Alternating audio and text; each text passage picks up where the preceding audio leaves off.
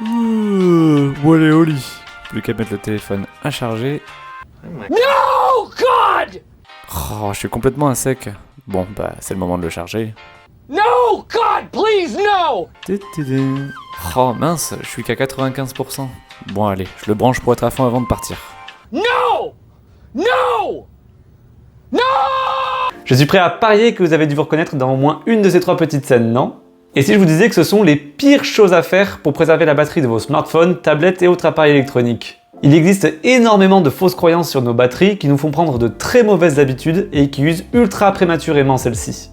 Moi le premier, j'ai très longtemps accumulé ces mauvais gestes, mais j'ai appris beaucoup de choses ces derniers temps à ce sujet, notamment grâce à une application qui s'appelle AccuBattery, disponible sur smartphone et tablette Android, qui vous permet de connaître énormément d'informations et de données sur l'état de santé de votre batterie. Et contrairement aux légendes urbaines ou aux idées reçues qui ne se basent sur rien de concret, cette application s'appuie sur des recherches scientifiques sérieuses, notamment via la base de données du site batteryuniversity.com, qui recense beaucoup d'informations et d'articles scientifiques à ce sujet. Si vous êtes curieux, je vous invite à lire les articles rédigés par les créateurs de l'application qui résument ces articles scientifiques, je vous mettrai les liens en description. Mais si vous voulez aller à l'essentiel, je vais vous partager ici les 10 tout meilleurs conseils concrets pour garder en vie votre batterie et votre téléphone le plus longtemps possible.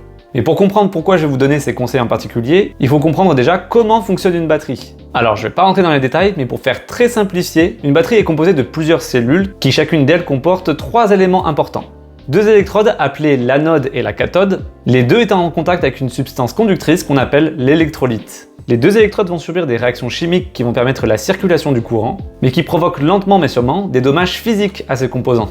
Du coup, plus une batterie va subir de nombreux cycles de décharge et recharge, plus celle-ci s'abîme, ce qui se traduit par une perte de capacité maximale. Et ça, malheureusement, on peut pas l'en empêcher. En revanche, il y a une chose qui est assez méconnue de la part du grand public, c'est que ces dégradations physiques, elles sont bien plus importantes lorsque votre batterie est entièrement chargée ou déchargée. Du coup, si vous avez l'habitude de souvent faire les 3 choses illustrées dans le petit sketch d'introduction, il est complètement normal et prévisible que votre batterie meure prématurément. Pour vous donner un exemple, Apple précise que les batteries des iPhone 14 et antérieurs sont prévues pour tenir 500 cycles avant de descendre sous les 80% de capacité maximale. Si on suit les recommandations de l'application AccuBattery et que vous êtes sur un rythme de 1 recharge par jour à 100%, ces 500 cycles ne vous permettront même pas de dépasser 1 an et demi avant que votre batterie soit considérée comme usée. Et quand on voit le prix d'un remplaçant de batterie dans un Apple Store, ça vaut vraiment la peine d'en prendre soin. Mais rassurez-vous, si vous appliquez les conseils qui arrivent, vous pourrez très facilement doubler, voire tripler sa durée de vie. Avant même l'achat de votre téléphone, la première chose à faire pour mettre toutes les chances de votre côté, c'est d'avoir un téléphone avec la meilleure autonomie possible. En effet, je vous ai parlé à l'instant de cycle de charge, mais aussi de décharge. Si votre smartphone, ou tout autre appareil électronique d'ailleurs, se décharge lentement, vous allez d'autant plus retarder le moment où il faudra passer par la case recharge. Et par conséquent, vous allez aussi espacer les moments où la batterie aura fait un cycle de recharge et de décharge complet. Et par conséquent, vous allez aussi espacer les moments où la batterie aura fait un cycle complet d'utilisation, ce qui permettra de la garder en bonne santé plus longtemps. Par exemple, imaginez que vous achetez un téléphone qui vous permet de tenir 2 jours maximum d'utilisation lorsqu'il est neuf, et qu'avec le temps, la batterie perde un quart de sa capacité d'origine. Et bien malgré ça, vous pourrez quand même tenir 1 jour et demi avec, ce qui est très largement suffisant pour les usages du quotidien, et ça repoussera d'autant plus le moment de remplacer la batterie. Donc comme j'ai dit dans mes précédentes vidéos, si jamais vous comptez changer de smartphone, privilégiez les modèles qui vous permettront de tenir au moins 1 journée en usage très intensif. Ça vous donnera assez de marge pour garder votre batterie utilisable le plus longtemps possible. Personnellement, j'en ai fait un critère indispensable pour le choix d'un nouveau modèle, et je vous conseille d'aller regarder cette vidéo si vous voulez connaître ma sélection des meilleurs smartphones au meilleur rapport qualité-prix, tout en ayant à minima une très bonne autonomie. Et là, on arrive directement au conseil le plus important de toute cette vidéo, c'est d'éviter autant que possible de charger votre téléphone jusqu'à 100%. Je vous parlais tout à l'heure des dommages physiques que subissait la batterie à chaque cycle de recharge et de décharge. Eh bien ces dégâts, ils sont démultipliés au fur et à mesure que vous vous approchez des 100%. Concrètement, si une recharge à 100% compte pour un cycle, une recharge à seulement 90% ne l'abîmera que de 0,42 cycles, et une recharge à 80% seulement 0,20. Ça veut donc dire qu'une batterie chargée régulièrement à 80% s'abîmera environ 5 fois moins vite qu'une batterie rechargée tout le temps à 100%. Autrement dit, plus vous rechargez votre téléphone proche des 100%, et plus vous allez causer de dégâts à la batterie. Ça remet donc beaucoup de choses en question dans notre perception et nos habitudes de recharge. Alors évidemment, ça ne veut pas dire qu'il ne faut jamais recharger à 100%. Vous pouvez très bien le faire de temps en temps quand vous savez que vous allez avoir une journée chargée ou que vous savez que vous allez passer beaucoup de temps loin d'un chargeur. Mais dans les autres situations du quotidien, il vaut bien mieux se contenter des 80% et de faire une ou plusieurs petites recharges dans la journée si nécessaire. Du coup, si vous souhaitez garder votre batterie et donc votre appareil le plus longtemps possible, vous avez plusieurs solutions. Si vous avez un smartphone Apple ou Samsung, vous avez une option qui vous permet de limiter directement la recharge à 80% directement dans l'application paramètres ou réglages de votre appareil. Pour les autres marques, je connais pas tous les systèmes d'exploitation, mais si vous n'avez pas ce style d'option, l'appli AQ Batterie vous permet de mettre en place une alarme dès que votre smartphone atteint un certain niveau de recharge pour pouvoir le débrancher. De ce fait, il y a une pratique à éviter autant que possible, c'est de laisser brancher son téléphone toute la nuit, ou du moins pendant plusieurs heures consécutives. Au-delà du fait que votre batterie sera pleine à craquer, le problème c'est que même si vous limitez la charge à 80%, votre téléphone va continuer à consommer légèrement et le chargeur va venir se réactiver à chaque fois un petit peu pour venir maintenir la charge à un niveau maximal. Et par conséquent, vous allez infliger un maximum de dégâts sur votre batterie sur une très longue durée. Alors si vous faites ça absolument toutes les nuits, forcément vous allez vite flinguer sa durée de vie. Si malgré tout vous êtes obligé de recharger la nuit, Apple et Samsung proposent des modes de protection intermédiaires ou adaptatifs qui va apprendre tout seul vos habitudes de recharge pour mettre la charge en pause quelques dizaines de minutes avant votre réveil habituel et finir la recharge pour atteindre les 100% au moment où vous le débranchez habituellement. Ainsi, vous pouvez avoir un smartphone chargé à 100% au petit matin sans que la batterie soit restée des heures à alterner entre recharge et décharge. C'est toujours mieux que de le laisser brancher sans protection, mais ça reste tout de même moins efficace que de limiter la charge à 80%. D'ailleurs, depuis tout à l'heure, on dit qu'il vaut mieux pas s'approcher des 100%, mais il faut aussi éviter l'inverse, c'est-à-dire de laisser son téléphone se décharger complètement. De la même manière que la recharge, si jamais vous laissez le téléphone s'approcher des 0%, la batterie va accumuler les réactions chimiques sur l'autre électrode, ce qui va elle aussi l'abîmer plus vite que prévu. C'est pourquoi il vaut mieux mettre à charger son téléphone au moment où on arrive autour des 20%. D'ailleurs, même Apple vous prévient lorsque vous atteignez cette valeur sur les iPhones. Si vous avez bien suivi, il vaut mieux éviter les valeurs extrêmes en termes de niveau de charge.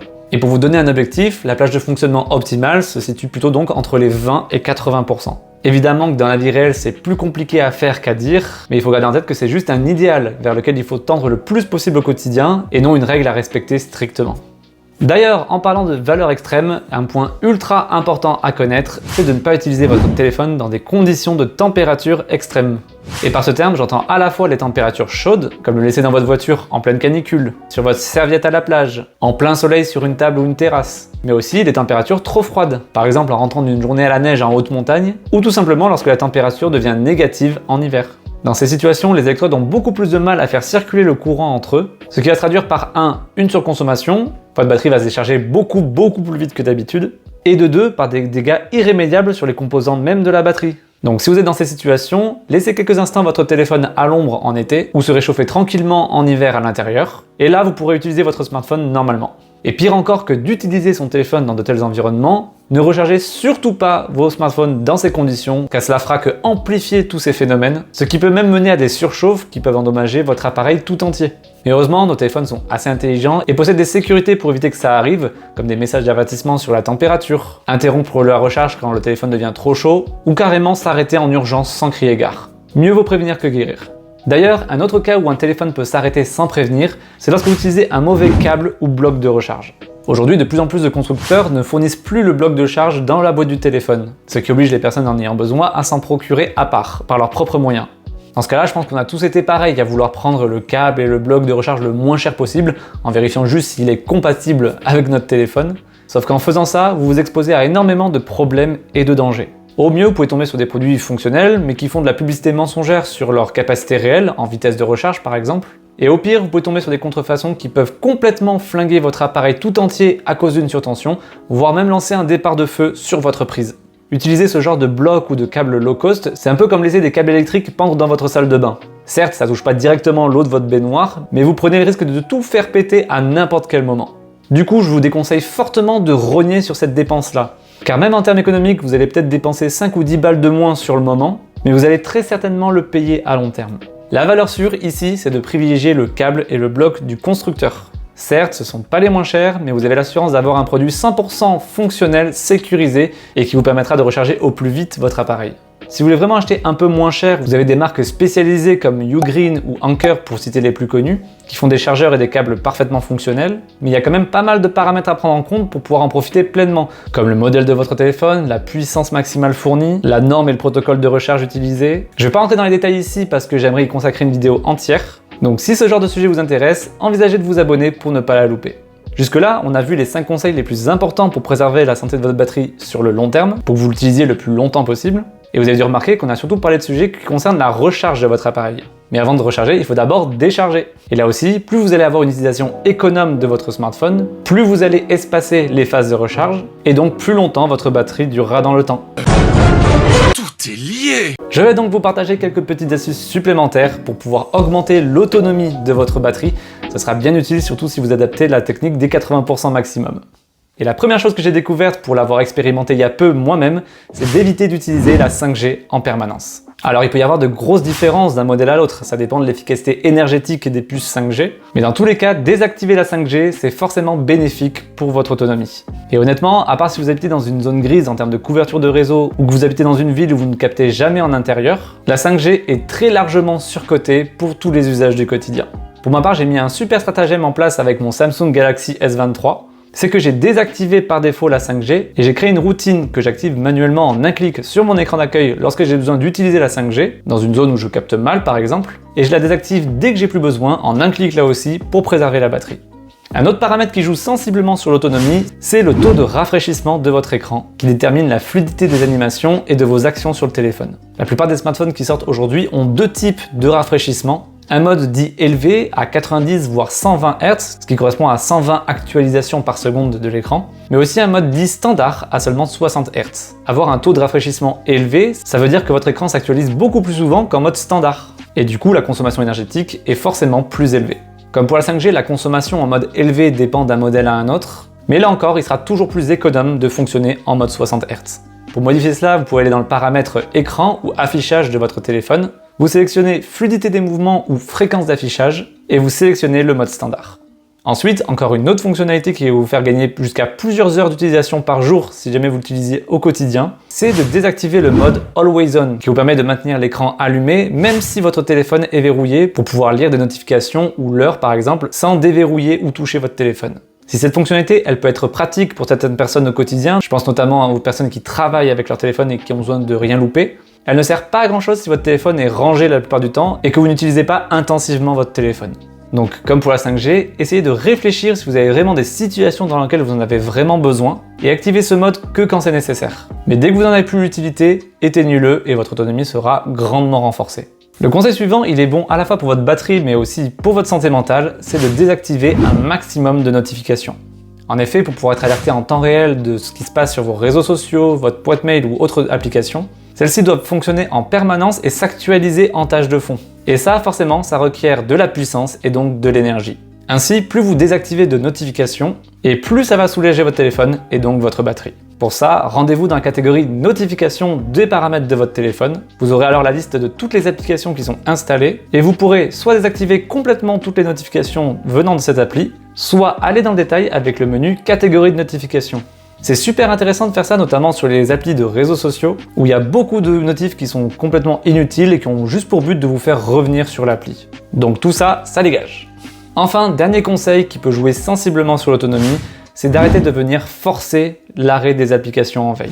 Lorsque vous ouvrez le volet des applications en cours, beaucoup de gens ont l'habitude de venir fermer une par une chaque application en espérant économiser de la batterie. Sauf que si vous fermez de cette façon des applications que vous utilisez de manière régulière, notamment les jeux vidéo ou les réseaux sociaux comme Instagram ou Snapchat qui sont assez lourdes, cela coûte beaucoup plus d'énergie de rouvrir ces applications en partant de zéro parce qu'il y a beaucoup de choses à charger, plutôt que de les laisser en veille dans le volet des applications en cours, là où elles sont en sommeil et donc consomment assez peu au final.